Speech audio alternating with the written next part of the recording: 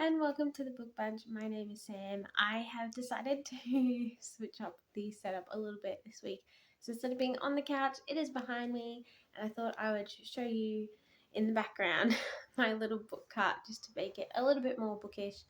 Most of my things are just in piles all over the place because I don't have any bookshelves because we are still in the process of moving from a house to a caravan, and the caravan is very slowly being renovated, so all of our things are not where they should be.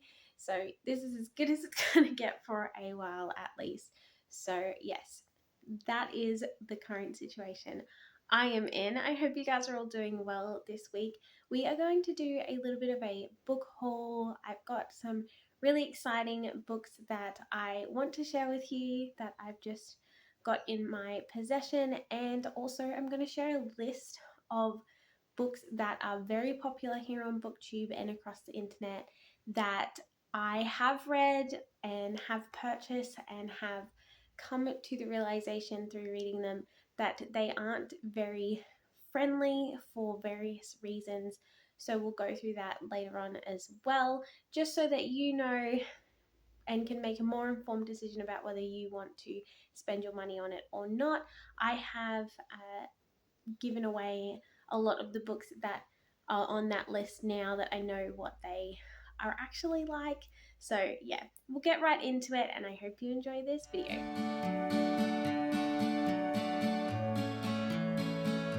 So the first book that I have grabbed is the story Radar, which is book 2 of the Lego trilogy. The first book in the series is The Story Peddler. I was very surprised at how much I loved The Story Peddler. It gave me really strong classic fantasy vibes, but in a really good way. There's just something about it that was really awesome, and it's almost fairy tale like without feeling like a stagnant fairy tale. It's probably because of the kind of magic system that is in it.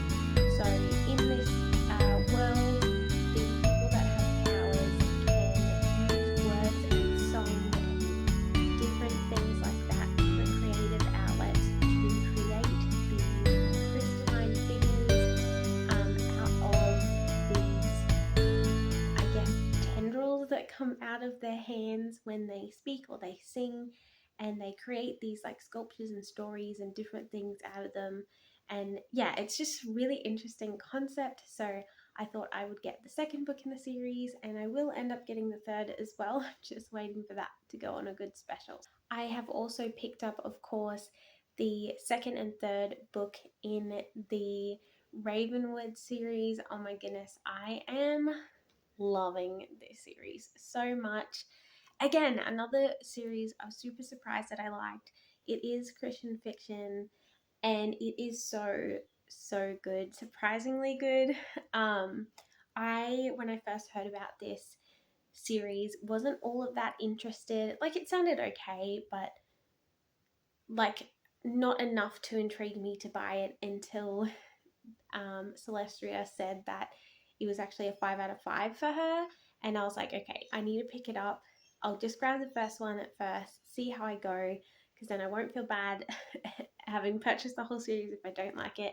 But I was so incredibly drawn in to that book that I immediately went and ordered the second and third one. It is so good. Morgan L. Bussey is now one of my favorite authors, so yeah, definitely go check it out and check out my review on the first one. It's in a previous video so that you can find out more about it to see if it's something you like. I have also picked up the first book in the Adamic trilogy. I think that's how you say it. The first book is called The Dividing. I don't know much about this book. I haven't seen anyone talk about it, but I saw it on Amazon and I read the description and it just sounded so interesting. I think maybe I saw a blog post about it or something as well.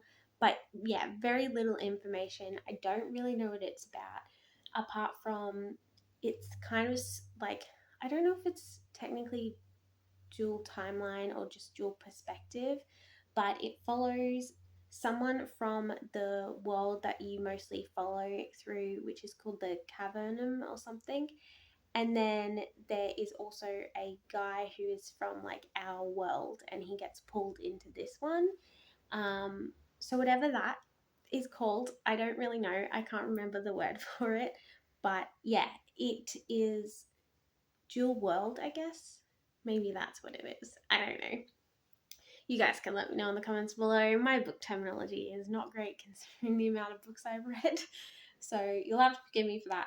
But this follows a princess mainly who is brought up in this world where the Adamic is like these symbols that you can see on the front, and they're like spells and different things that were given to them by God, and they her throne is like under threat from some rebels, and they have this thing called the dividing, which is where they get allocated their rank in life, I guess.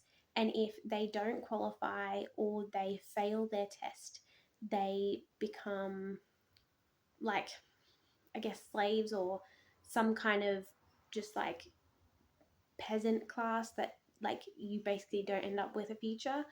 Um, And yeah, it sounds really interesting to me. It sounds like there's lots of magic and possibly magical weapons and amulets and different things, but it is meant to be Christian fiction, so I'm very interested to see how all of that plays out. It's also a pretty decently sized book as well. It feels quite heavy, so I'm hoping it's a good read.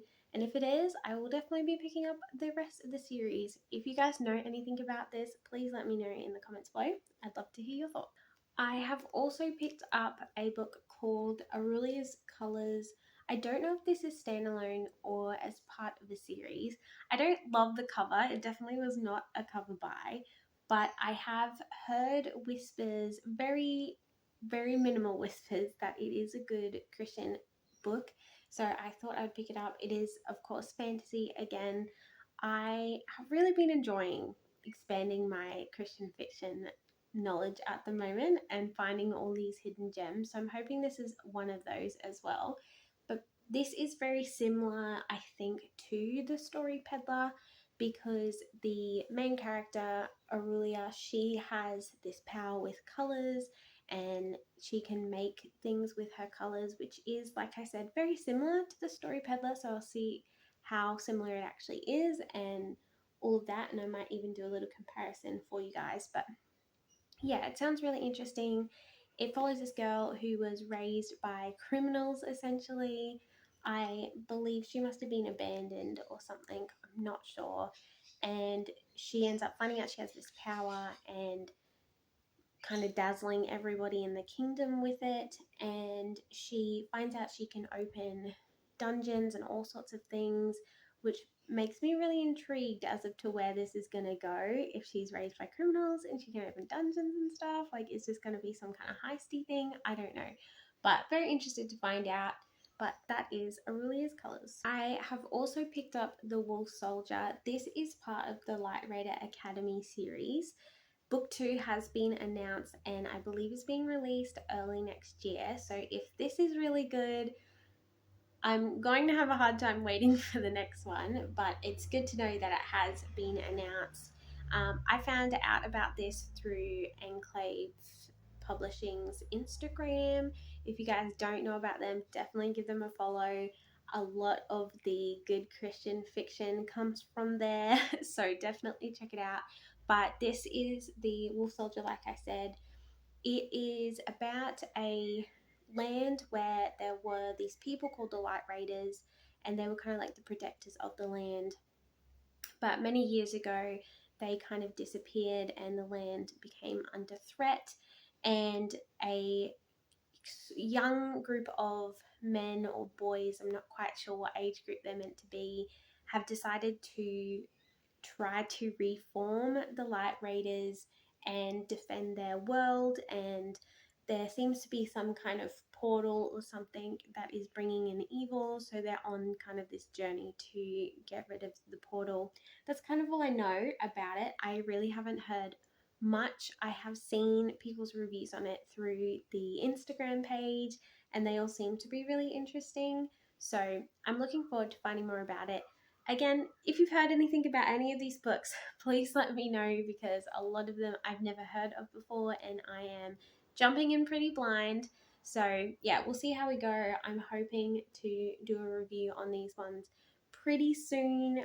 So keep an eye out for them as well if you do want to know more before buying them. But yeah, The Wolf Soldier. And finally, on the list of things that I've purchased recently is a couple of classics.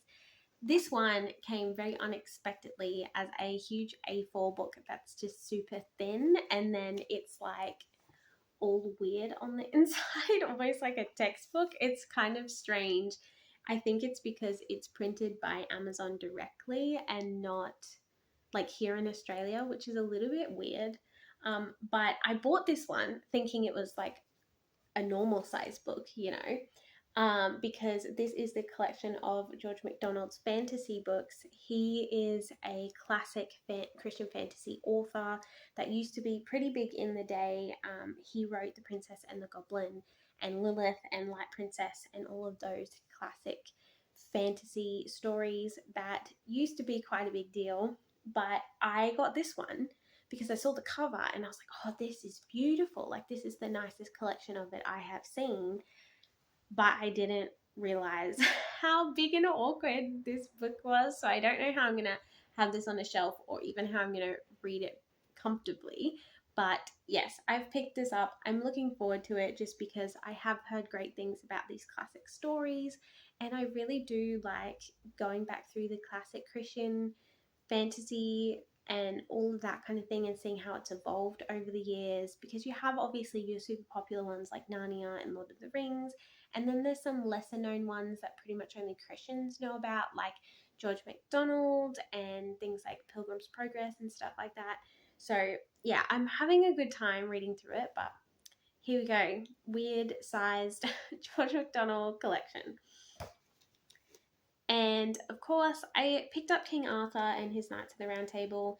This one is, I think, a translation or a like rewrite into more modern English, because this one's from Roger Lanson Green, not from the original author.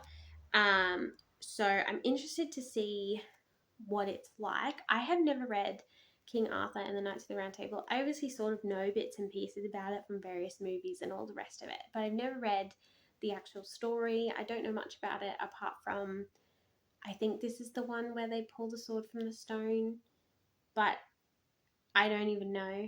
I'm assuming that's what this front page is meant to be. But yeah, super looking forward to it. I'm also interested because I think this is around the same time or has something to do with Merlin. But again, no idea what I'm talking about.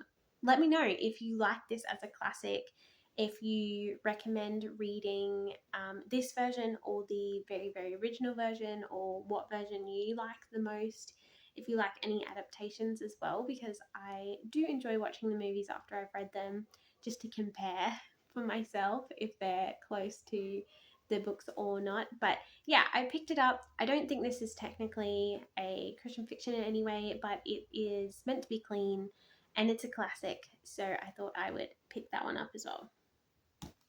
So that is all I've got for my book haul. I do have 2 other books coming that I ordered today, but we can save those for the next one as well.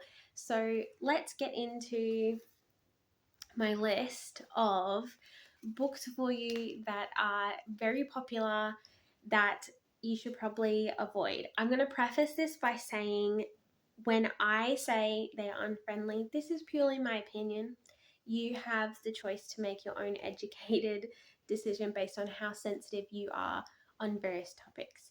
The reasons why these books, in my opinion, are unclean and I would personally avoid in future is because of they have one of or multiple of the following: sexual immorality, heavy swearing, God's name in vain quite a lot, strong and hard to read violence, any kind of abuse or trauma, and there's probably a few other reasons in there as well, but they're kind of the main one. Just like most of the time, just things that I don't think are good for my soul to read. I get nightmares very, very easily, and I am very sensitive to a lot of things. So even the like more tame stuff I can't handle and I don't deal with very well. So that's why they're on the list. And also things that I just don't think are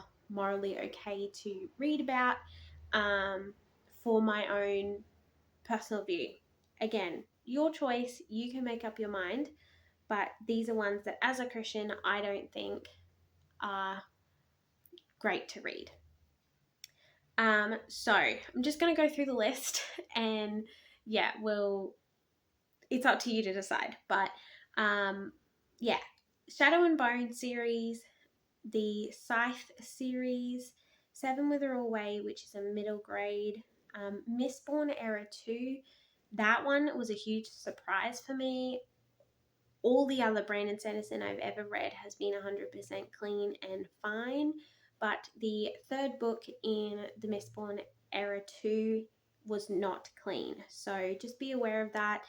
It is very minor, so again, up to you. I probably will still read the rest of the series, but I'll just be more aware of what is involved so I can tread lightly.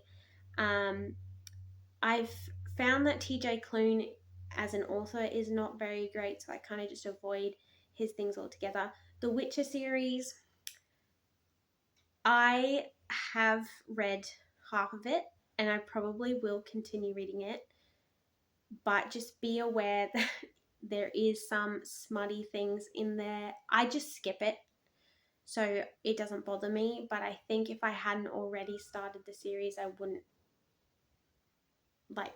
be continuing, if that makes sense.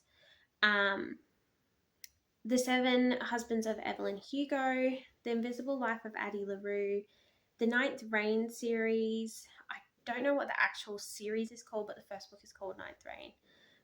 The Golden Enclave series, which I did do a review on the first book because it was perfectly clean and fine, and then the second book was not. Same with Shadow and Bone. I know I did a review which I have since taken down because people questioned me about it, and I hadn't read the third book yet. The first two were fine. It's that third book that it becomes not fine. Priory of the Orange Tree and the Starless Sea. So they're all the books that I have read, which I wish I'd never invested any money in, that I, was disappointed to find that they were unclean in whatever various ways. Like I said, it all kind of varies. Some of it is just really strong violence, like the Scythe series. Oh my goodness, that was brutal. But yeah, there's just some things in those books that I just want you to be aware of. If you read them, that's fine. That's your prerogative. It doesn't mean you're a bad person or a sinner or whatever. I'm just letting you know that they're there so you can be aware and make a more informed decision, because when I found out about them on Booktube and different things, it wasn't mentioned. So I was very taken by surprise, and I think that's half of the problem. You can't necessarily prepare your mind for it if you don't know it's there. So just be aware. There's some popular books for you to avoid if you so feel inclined. But yeah, that's the video for this week, guys. I hope you enjoyed it and I didn't ramble too much. Thank you to all my new subscribers. I really do appreciate it, guys. You're awesome and I love being part of this community. Please let me know if there's any books you want me to review so I can put those on the channel for you. I have recently had some personal things come up in my life, so I was even lucky to get out this video for you. But just be aware that if I go MIA in the next couple of weeks, it's just because there are some personal things going on, and I would appreciate prayer if that is something that you do, just over my family. So yeah, thank you guys for watching. Please like and subscribe if you want to see more from me, and I'll see you in the next video. Bye!